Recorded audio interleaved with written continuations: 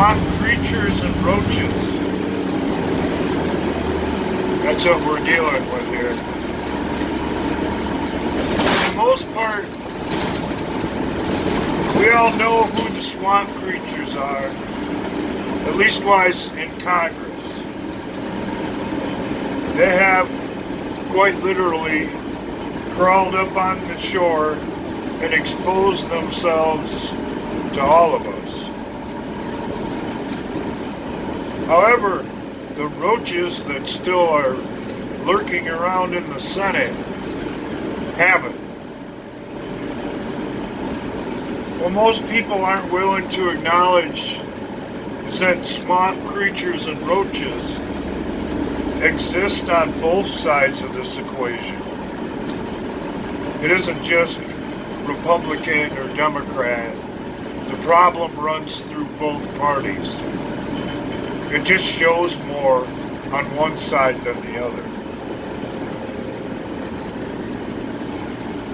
I haven't really commented on the Inspector General's report because I wanted to figure out what the hell was going on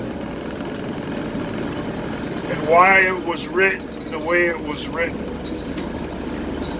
Number one, the Inspector General's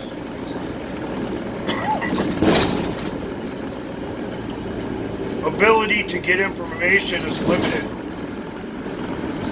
If he's ordered a task, he can only look into just that aspect of whatever it is he's supposed to be investigating.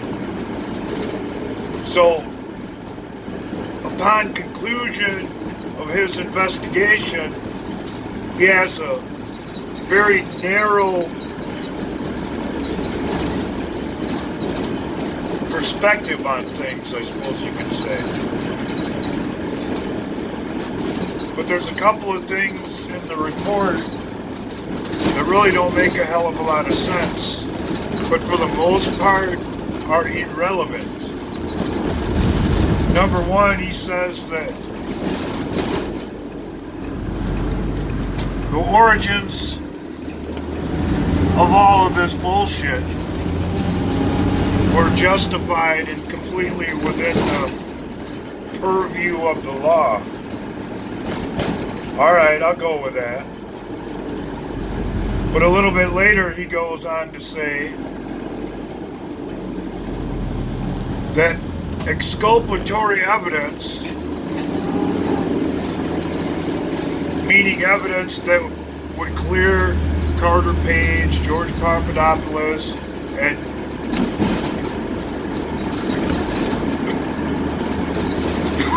as an extension, Donald Trump, were all covered up and omitted in every FISA application after the first one. Which, by the way, for people who aren't aware, that's fraud and perjury.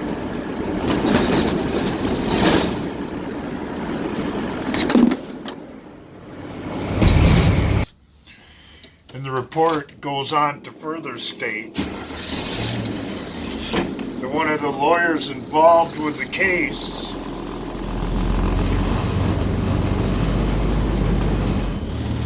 changed an email that came in from the CIA confirming that Carter Page, the person who they originally started the warrant on, had been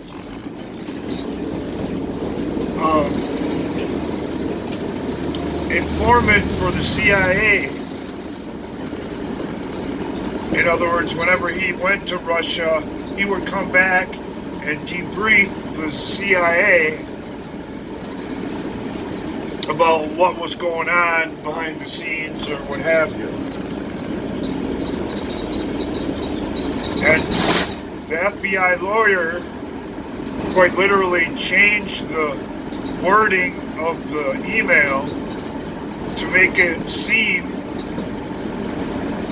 as if the CIA had no former association with Carter Page. which is evidence tampering and more fraud.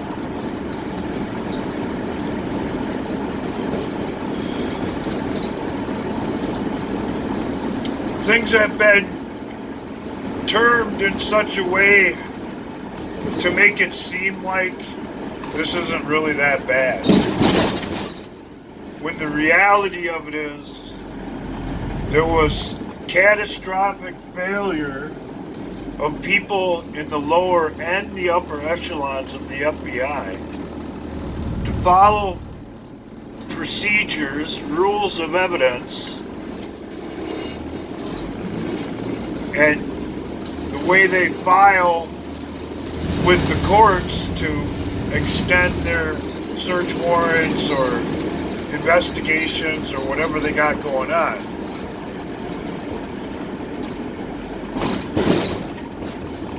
And in my opinion, everything that has unfolded so far has all surrounded all of this, everything that's coming out now. They would have never went to impeach the president if the IG report wasn't about to drop. Everything that they're trying to accomplish is all to cover up the fact that the origins of all of this started with the DNC and the Hillary Clinton campaign. And it actually gets worse from there. But eventually what we're going to have here, I think, is some aha moment, like watching a Perry Mason episode where the curtain is ripped back to reveal the midget who's behind the scenes running the whole damn thing. Which in this case was the Obama administration, trying to cover up the things that they had done behind the scenes while they were in power to enrich themselves and gain favor with the corrupt agencies and entities around the world. That's why they're so afraid of the Ukraine. Because they're in that shit up to their eyeballs.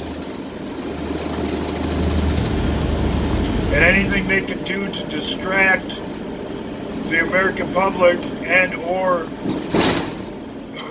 the legal system to not tug on that string of corruption, they'll do. Because it all comes down to subverting the Constitution, violating their oaths of office, and acts of treason.